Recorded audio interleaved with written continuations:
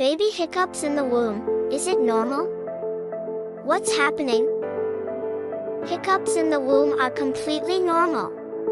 They usually start around the second or third trimester. Why do they happen? Your baby's developing diaphragm contracts, causing these little hiccups.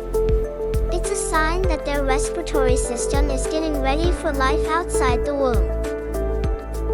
No need to worry.